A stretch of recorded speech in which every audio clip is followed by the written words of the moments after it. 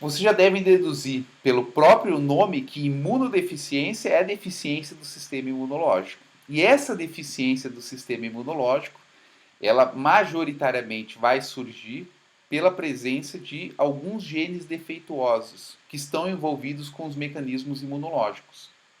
Então, é o caso principal. A gente também vai ter imunodeficiência que pode ser decorrente aí da presença de alguns agentes patogênicos, como o próprio HIV que a gente comentou. O indivíduo vai se tornar imunossuprimido porque os vírus destroem as células de defesa. Tá? Então, nós temos dois casos. Vou começar falando com você sobre a imunodeficiência decorrente de problemas genéticos, que também é chamada de imunodeficiência primária. Tá? Geneticamente determinada e são relativamente incomuns. Tá?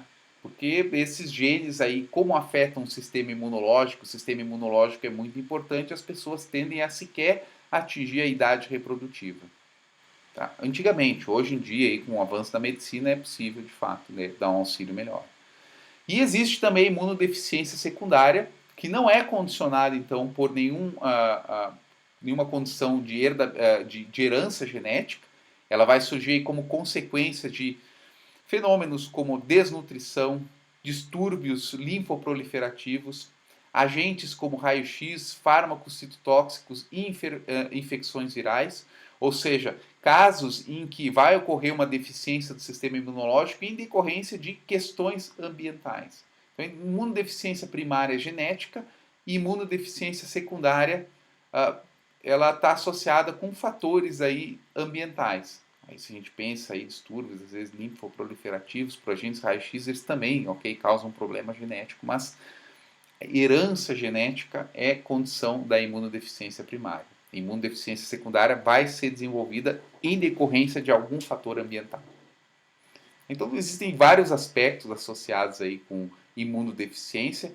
A primeira é a que a gente vai ver, a deficiência de sinalização dos receptores de reconhecimento de padrão. Lembra que as células de defesa, tá, elas possuem receptores. E os receptores, eles reconhecem padrões específicos. Por isso que a gente tem aqui receptores de reconhecimento de padrão.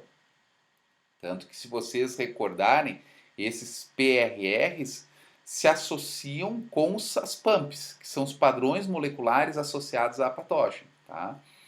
Então, foram descritos diversos defeitos em genes que vão estar associados com problemas na sinalização desse sinal. Ou seja, tem um receptor que reconhece o antígeno, essa PAMP, ele reconhece, só que normalmente a resposta, né, a via de transdução de sinal ocorre, a via de transdução de sinal intracelular, só que quando esse receptor está com defeito, nada acontece e aí as células de defesa não vão conseguir responder ao estímulo externo. Tá?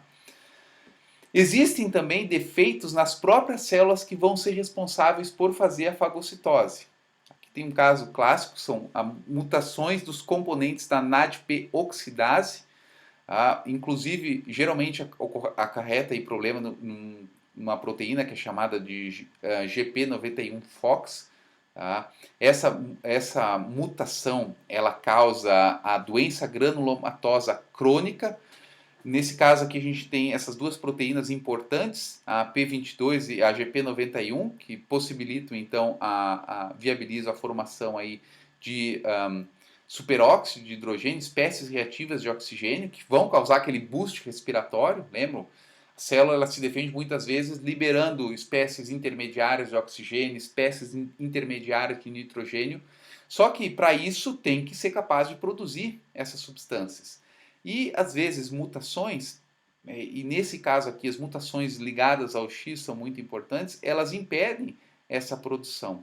Tá? Então em condições normais a gente vai ter essas duas moléculas ativadas por esse complexo aqui de outras moléculas, a P40, a P67, P47, a RAC2, auxiliam no processo de produção de superóxido aqui nessa região do vacúolo fagocitário, por essas proteínas do complexo aqui do citocromo B. Só para dar um exemplo. Então, isso aqui são proteínas e uma mutação específica faz com que essa proteína altere a conformação tridimensional dela, e essa conformação tridimensional alterada, não quer dizer que a proteína não está mais lá, ela está mais lá, só que como mudou a conformação, ela não é mais capaz de reconhecer o substrato, e aí, consequentemente, não vai ter esse boost respiratório sendo ativado.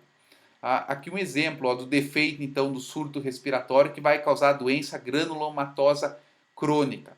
Isso aqui é um indivíduo normal, esse aqui é o tempo, isso aqui é o superóxido, a produção, e o indivíduo normal, à medida que o tempo passa, vai ter essa produção naturalmente, que é um mecanismo de resposta, de defesa da célula que vai fazer a fagocitose.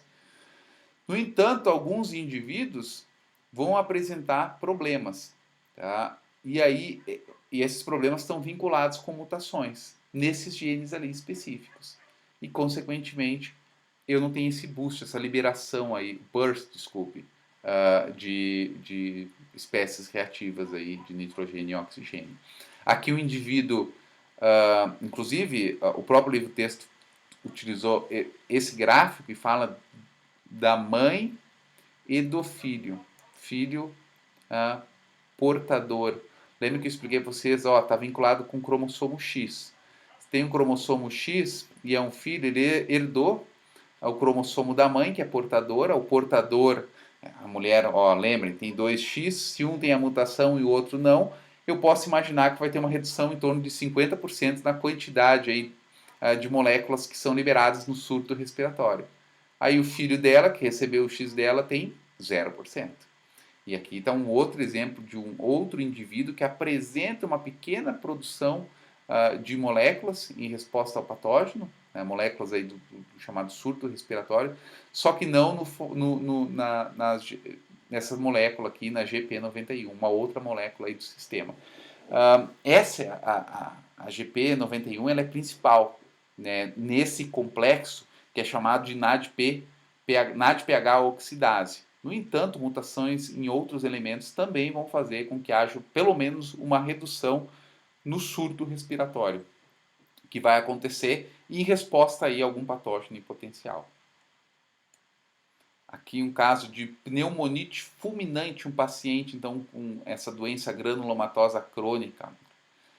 Isso vai acontecer porque o sistema imunológico aí também não consegue de fato lidar com qualquer tipo de micro-organismo, porque compromete uma parte considerável do mecanismo de resposta das células que vão fazer a fagocitose.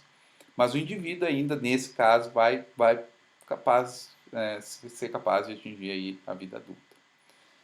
Existem também uma série de distúrbios autoinflamatórios que podem aí causar problemas aí, decorrências aí em células fagocitárias. Desculpe.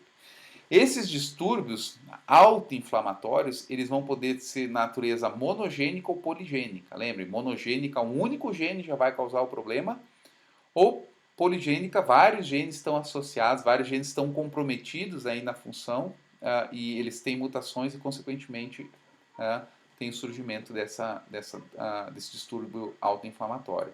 Ou seja, o corpo está sempre tendo aquela resposta exacerbada.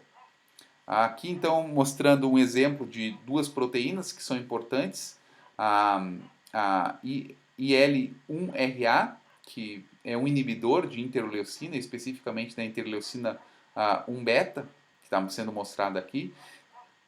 Então, quando eu tenho, por exemplo, essa proteína NLRP3, ela vai desencadear o inflamossomo, que é a resposta inflamatória.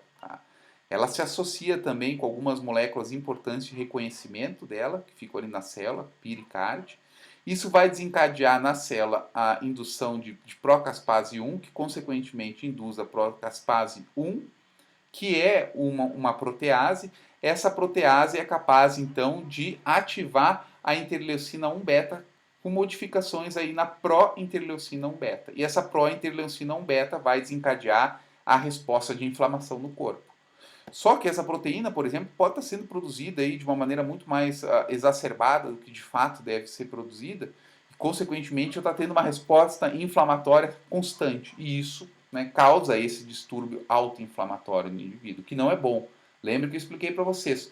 Toda reação imunológica vai ter, né, vai causar toda reação inflamatória, né, do sistema imunológico, ela causa um dano no tecido. Então imagina essa reação acontecendo constantemente. Isso gera problemas aí no corpo.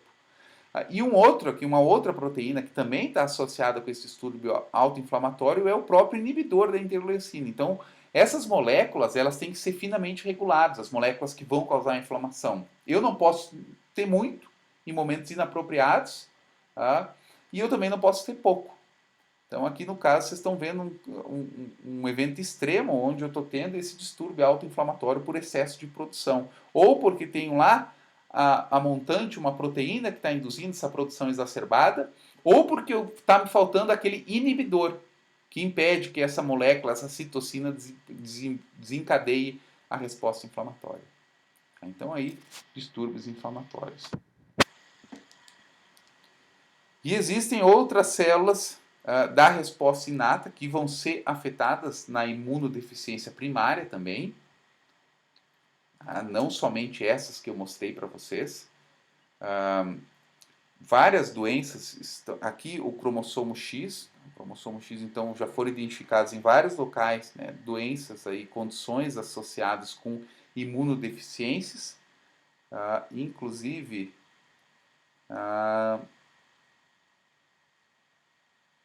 aqui, ó, a GP91-Fox, que é a doença granulomatosa crônica, né, então que a gente viu, está associada aqui com o cromossomo X. E essas condições, elas tendem a ser muito mais frequentes em homens que em mulheres. Minha pergunta é por que isso tende a ser muito mais frequente em homens que em mulheres?